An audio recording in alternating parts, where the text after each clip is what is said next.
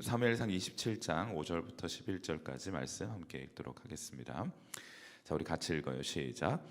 다윗이 아기스에게 이르되 바라건대 내가 당신께 은혜를 입었다면 지방 성읍 가운데 한 곳을 내게 주어 내가 살게 하소서. 당신의 종이 어찌 당신과 함께 왕도에 살리이까 하니 아기스가 그날에 시글랏을 그에게 주었으므로 시글랏이 오늘날까지 유다 왕에게 속하니라. 다윗이 블레셋 사람들의 지방에 산 날수는 1년 4개월이었더라. 다윗과 그의 사람들이 올라가서 구술 사람과 기르스 사람과 아말렉 사람을 침노하였으니 그들은 옛적부터 술과 애굽 땅으로 지나가는 지방의 주민이라. 다윗이 그 땅을 쳐서 남녀를 살려두지 아니하고 양과 소와 나귀와 낙타와 의복을 빼앗아 가지고 돌아와 아기스에게 이르매 아기스가 이르되 너희가 오늘은 누구를 침노하였느냐 하니 다윗이 이르되 유다 네겝과 여라무엘 사람의 네겝과 겐 사람의 네겝이니이다 하였더라. 다윗이 그 남녀를 살려서 가드로 데려가지 아니한 것은 그의 생각에 그들이 우리에게 대하여 이르기를 다윗이 행한 일이 이러하니라 하여 블레셋 사람들의 지방에 거주하는 동안에 이같이 행하는 습관이 있었다 할까 두려워함이었더라. 아멘. 자, 이제 사무엘상 27장 오늘 함께 좀 읽게 되었는데 지난 본문들 좀 기억하시죠? 우리가 지난 시간에 나발 사건 다루어 보았는데 기억하고 계시죠? 하나님께서 다윗에게 이 고난의 과정을 통해서 시험을 보시거든요.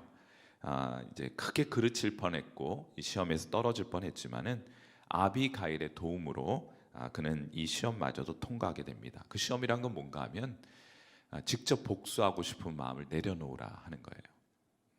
자, 그래서 다윗은 이번 시험도 통과하게 되었고 또 그 이후에 또 한 번 시험이 찾아왔거든요. 뭔가 하면 술 먹고 잠들어 있는 사울을 죽일 수 있는 두 번째 기회를 하나님께서 그에게 허락해 주셨습니다. 자, 그런데 이번에도 다윗은 통과하게 됩니다. 하나님이 기름 부으신 사람에게 나 손대지 않는다. 그래서 다윗은 그 시험마저도 통과하게 되죠. 자, 그럼에도 불구하고 이렇게 두 번씩이나 다윗이 아량을 베풀어서 사울을 살려주었음에도 불구하고 사울은 다윗 죽이기를 포기하지 않습니다.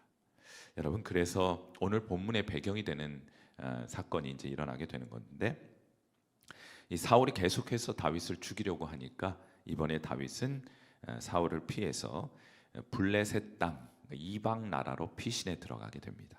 그것이 오늘 본문의 배경이 되는 거예요. 자, 그 땅의 왕은 아기스라는 이름을 가진 왕이었습니다. 그런데 이제 이 아기스는 블레셋 왕이잖아요. 다윗은 모르는 사람이 없습니다. 천하가 다 알만한 장수였습니다. 왜냐하면 골리앗을 때려잡았는데 돌멩이 가지고 골리앗을 때려 눕혔는데 그 골리앗이 어느 나라 사람입니까? 블레셋 사람이잖아요. 그러니까 다윗이 블레셋으로 피신했을 때 다윗을 모르는 사람은 아마 없었을 것입니다. 또한 당시에도 전쟁이 치열하게 이루어지니까 그 첩보전도 굉장히 있겠죠.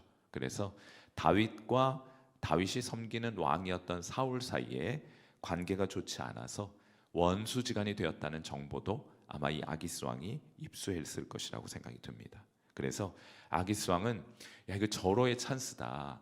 이 사울 왕에게 버림을 받고 사울 왕이 죽이려고 하는 이 다윗, 골리앗을 때려잡은 장수 중에 장수, 내가 이 다윗을 내 수중에 넣고 내 부하로 삼을 수 있는 좋은 기회가 되겠구나 해가지고 이 아기스 왕이 이 다윗에게 땅을, 그가 머물 수 있는 땅을 허락해 줍니다. 그 땅의 이름이 시글락이라고 하는 땅이에요. 어느 지점인가 하면 제가 지도를 하나 준비했는데 저기 이제 빨간색 동그라미로 북쪽에 있는 지역은 이스라엘 땅이고요. 그 다음에 그 동그라미 아래쪽에 주황색으로 칠해져 있는 부분은 이제 아말렉 이방인들이 살고 있었던 땅이고 저 초록색 땅이 블레셋 땅이에요. 근데 그 블레셋에 속한 이 시글락이라고 하는 저 동그라미 빨간 동그라미에 있는 그 땅을 다윗에게 허락해 주었고 다윗에게 준 거예요. 그리고 다윗은 거기에서 1년 4개월 동안 사울의 칼날을 피하여 이 시글락에 숨어 지내게 되는 것입니다. 자, 그런데 이제 제가 오늘 던지고 싶은 질문은 이것이에요. 1년 4개월 동안 이 시글락 땅에 숨어 지내고 있었던 다윗은 대체 거기서 무엇을 하고 있었을까? 그것이 제 질문입니다. 무엇을 하고 있었겠습니까? 신세 타령하고 있었을까요? 원망하고 있었을까요? 아니면 사울에게 복수할 계획을 세우고 있었을까요? 아니요, 전혀 의외의 일들을 하게 됩니다. 사무엘상 27장 8절 말씀인데, 자, 제 목소리가 이런 정도 되니까 여러분 좀 크게 한번 읽어주세요. 사무엘상 27장 8절 말씀 우리 함께 읽습니다. 시작. 다윗과 그의 사람들이 올라가서 그술 사람과 기르스 사람과 아말렉 사람을 침노하였으니 그들은 옛적부터 술과 애굽 땅으로 지나가는 지방의 주민이라. 아멘. 여기 그술 사람, 기르스 사람, 아말렉 사람, 이 사람들이 어디에 있었던 사람입니까? 애굽 쪽 남방에 살고 있었던 사람들이에요. 자, 그러니까 이스라엘로 따지면 그 국경 남쪽에 있었던 이방인들을 일컫는 표현입니다. 이 사람들이 어떤 사람이냐? 끊임없이 이 접경 지역에 이스라엘에게 쳐들어와 가지고 하나님 백성 이스라엘 사람들을 괴롭혔던 민족들이에요. 여러분, 이 기간 동안 1년 4개월 동안 사울의 칼날을 피해서 다윗이 시글락에 머물고 있는 동안 무엇을 했는가 하면 이 접경 지역에서 이스라엘 백성 괴롭히는 이방 민족 무찌르고 다녔던 거예요. 도망 다니면서도 이스라엘의 왕이 해야 할 그 일을 다윗은 하고 있었던 것입니다. 그것이 왜 그렇게 했느냐? 왜 그렇게 했는가 하면은 그것이 하나님께서 다윗에게 주신 사명이니까. 하나님께서 다윗을 이스라엘의 왕으로 세워주셨잖아요. 그가 왕좌에 앉아있든 그렇지 않든 그 사명은 변함이 없습니다. 사울의 칼날을 피해서 쫓겨다니는 그렇지 않든 관계없습니다. 다윗은 언제 어디서나 이 사명 잃지 않았던 것이고, 피신하여 시글락에 머물고 있었던 4년 1년 4개월 동안도 그 사명 망각하지 않고 그가 할 수 있는 왕으로서의 책임을 다하고 있는 장면을 보게 되는 거예요. 멋진 장면입니다. 자, 그런데 오늘 보면 27장 11절에 보면은 굉장히 흥미로운 표현이 하나 등장하게 돼요. 자, 27장 11절 말씀 보겠습니다. 뭐라고 되어 있는가 하면, 다윗이 그 남녀를 살려서 가드로 데려가지 아니한 것은 그의 생각에, 만약에 이제 이 사람들 무찌르고 다녔는데 거기에 살아있는 사람들을 데리고 이 블레셋 땅으로 데리고 오게 되면은 이 사람들이 고자질할 것 아니에요. 그 얘기를 하는 겁니다. 그의 생각에, 다윗의 생각에 그들이 우리에게 대하여 이르기를 다윗이 행한 일이 이러이러하니라 하여 블레셋 사람들의 지방에 거주하는 동안에 이같이 행하는 습관이 있었다 할까 두려워함이었더라. 그래서 거기에 이제 그 아말렉이나 남방에 있었던 사람들을 공격했을 때는 사람들을 남겨놓지 않고 진멸했던 거예요. 데리고 가면은 다윗이 맨 돌아다니면서 이스라엘의 왕 노릇했고 유대인들을 보호하기 위해서 전쟁하고 다녔다, 그런 습관이 있었다 하고 블레셋 왕에게 고자질할까 봐. 이 블레셋 왕은 다윗이 이제 유대 땅으로는 다시는 못 돌아간다는 그런 생각 가지고 땅을 주지 않았습니까? 그를 신뢰하고 있지 않았습니까? 그런데 맨 숨어갖고 하는 일이 이스라엘 백성 보호하고 돕는 일 하고 다녔으니까 그거 알면 큰일 나겠다 해서 그것을 알리지 않기로 했던 거예요. 제가 주목해 보고 싶은 것은 여기 습관이라는 표현입니다. 이같이 행하는 습관. 이 습관이라는 표현은 미시팟이라는 단어를, 히브리어 단어를 번역해 놓은 것이에요. 우리가 습관 그러면 어떤 몸에 배인 어떤 행동 이런 거 생각하시죠? 나는 뭐 하는 습관이 있어, 뭐 자동적으로 그렇게 하게 돼, 이런 걸 할 때 습관이라고 표현하는데 여기 미시팟은 그런 뜻이 아니에요. 여기서 말하는 미시팟, 습관으로 번역된 이 히브리어는 규칙이나 규율을 뜻하는 겁니다. 저한테 번역을 하라고 한다면 원칙이라고 말할 수 있겠어요. 원칙, 철저하게 원칙을 따르는 행동을 미시팟라고 하는 거예요. 자, 그러니까 다윗은 어떤 상황 가운데 놓인다 할지라도 왕으로서의 역할을 감당하려는 원칙을 가지고 살았던 사람이다, 이런 뜻이에요. 무슨 말인지 이해되시죠? 상황이 좋거나 그렇지 않거나, 사람들이 왕의 대접을 해주거나 그렇지 않거나 관계없이 그는 하나님께 사명받은 사람으로서 언제나 왕의 사명을 감당하려는 원칙을 가지고 살았기 때문에 1년 4개월 동안 시글락 지역에 머물러 살아 있으면서도 그 원칙을 준수하며 살았던 것을 여기 습관이라는 표현으로 묘사해 놓고 있는 것이라고 볼 수 있겠습니다. 저는 이 습관이라는 단어 그렇게 번역할 수는 없겠지만은 이 습관이라는 단어, 이 미시파트라는 단어에 가장 유사한 현대적 표현이 있다면 그것은 프로의식이라고 생각해요. 프로의식. 아마추어는 어떤 사람을 아마추어라고 합니까? 아마추어는 하고 싶을 때만 하는 사람이에요. 기분 내키고 하고 싶은 때 취미로 하는 사람들을 아마추어라고 부르죠. 그러나 프로는 어떤 사람입니까? 상황이나 기분에 관계없이 항상 최선을 다하는 사람이 프로예요. 뭐 하고 싶고 하기 좋은 상황이 되어야 하는 사람은 아마추어인 것이고, 프로는 상황, 조건 이런 거 따지지 않습니다. 자기가 해야 할 일을 하는 사람을 프로라고 부른다면 다윗은 프로 의식을 가진 사람이다라고 말할 수 있는 거예요. 자, 그런 관점에서 여러분 성경을 한번 보세요. 성경에 등장하는 성경 인물들 언제나 한결같다는 특징을 가지고 있습니다. 한결같아요. 변함이 없어요. 예컨대 많은 예를 들 수 있겠습니다만 다니엘의 기도를 한번 보세요. 자, 다니엘서 6장 10절 말씀입니다. 프로의식을 가진 사람들, 영적으로 프로페셔널한 사람들은 어떤 모습으로 신앙생활을 하는 것이냐? 이렇게 하는 거예요. 이렇게. 자, 다니엘서 6장 10절 우리 크게 한 목소리 읽습니다. 시작. 다니엘이 이 조서의 왕의 도장이 찍힌 것을 알고도 자기 집에 돌아가서는 윗방에 올라가 예루살렘으로 향한 창문을 열고 전에 하던 대로 하루 3번씩 무릎을 꿇고 기도하며 그의 하나님께 감사하였더라. 아멘. 하나님을 섬김에 있어서 유불리를 따지지 않는 거예요. 이 미시팟, 하나님의 영적으로 프로페셔널한 사람들은, 이 프로의식을 가지고 하나님을 섬기는 사람들은 하나님 섬기는 것에 유불리를 따지지 않습니다. 어떤 경우는 하나님을 섬기면 좋은 일도 있죠. 그러나 하나님 섬기면서 고난도 받습니다. 그거 관계없는 거예요.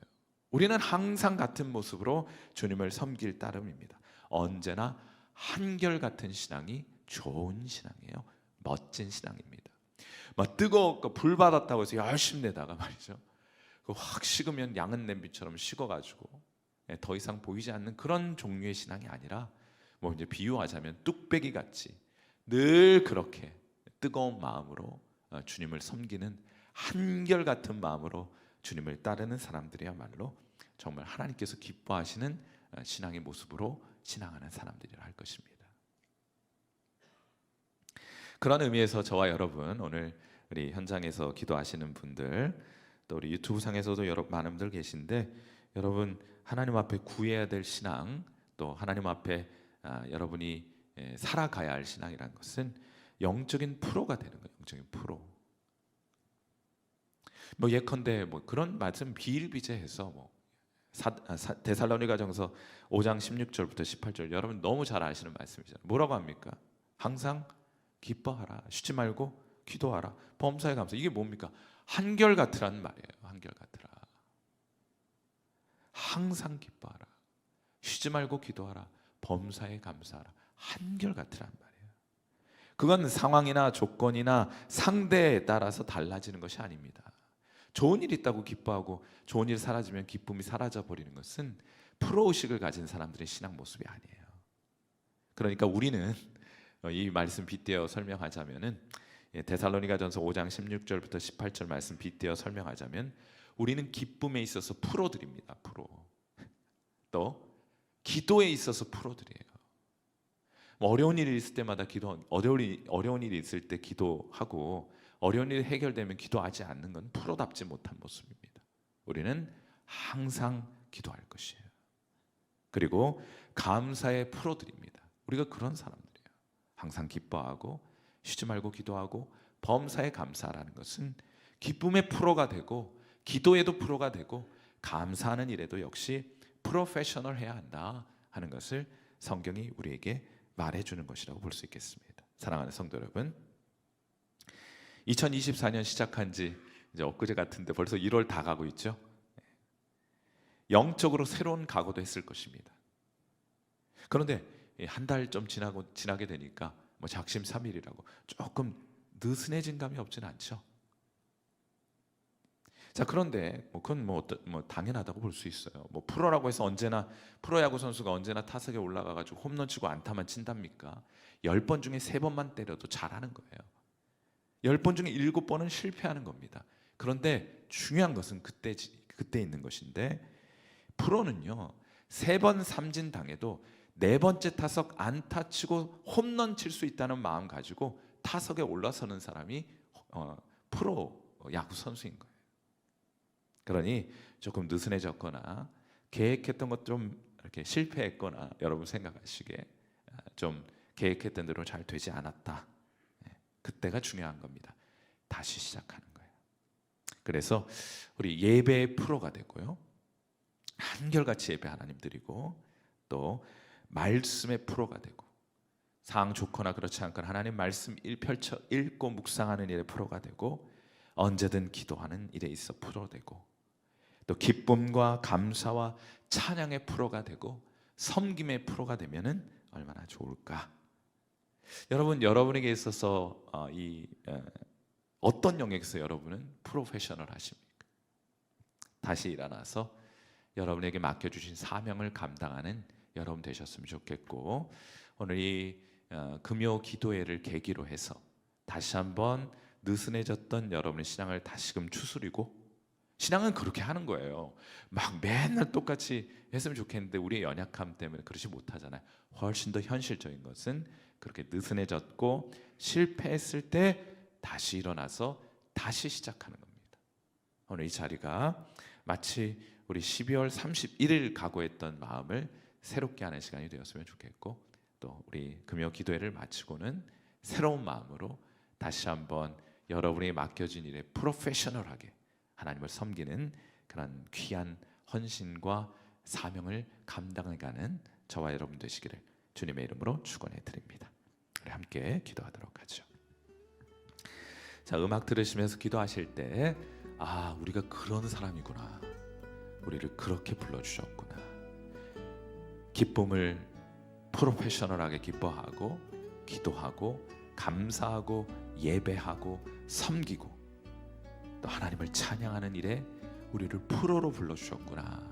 다시 한번 여러분 정체성을 확인하는 시간 되기를 바라고, 느슨해졌던 것 있었다면 다시금 회복해서 하나님 앞에 새롭게 시작할 수 있도록 이런 마음의 결단을 새롭게 하는 시간 될 수 있기를 위해 이 시간 함께 기도하는 시간 같습니다. 기도하겠습니다.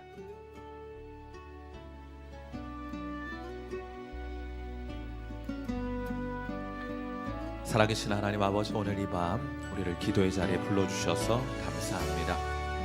오늘 함께 다윗의 모습을 통해서 우리가 살펴보았던 것처럼 우리가 언제나 한결같은 모습으로 주님을 섬길 수 있게 되기를 바랍니다. 비록 사울의 칼날을 피하여 시글락에 1년 4개월 머물고 있는 동안에도 다윗은 그가 왕으로서 할 수 있는 일을 찾아서 하나님 그 일을 감당해 갔던 모습을 보았습니다. 상황 좋든지 그렇지 않든지, 상황이 내게 유불리에 관계없이 그는 하나님의 부르심을 따라 하나님 그에게 주신 소명을 따라 그 일을 잘 감당했던 모습을 보게 됩니다. 우리 사랑하는 귀한 성도들, 주님 섬기는 일에 하나님 프로가 될 수 있기를 바랍니다. 하나님, 저들에게 좋은 일이 있거나 나쁜 일이 있거나 기분이 좋거나 그렇지 않거나 상황이 좋거나 그렇지 않거나 저들을 둘러싸고 있는 여러 형편들이 저들에게 유리하게 흘러가거나 불리하게 흘러가거나 주변 사람들이 저들을 향해서 환대하거나 저들을 향하여 냉대할지라도 그것과 관계없이 우리 하나님은 변함없으신 하나님이시니 그 하나님 섬기는 자리에 우리 귀한 성도들 함께 머물 수 있도록 도우시기를 바랍니다. 우리 항상 기뻐하게 하시고 우리 쉬지 말고 기도하게 하시고 범사에 감사하라 하신 뜻은 우리 기쁨에 있어 프로가 되고 또 기도함에 있어 프로가 되고 감사하는 일에 프로가 되라 우리를 불러주신 줄 압니다.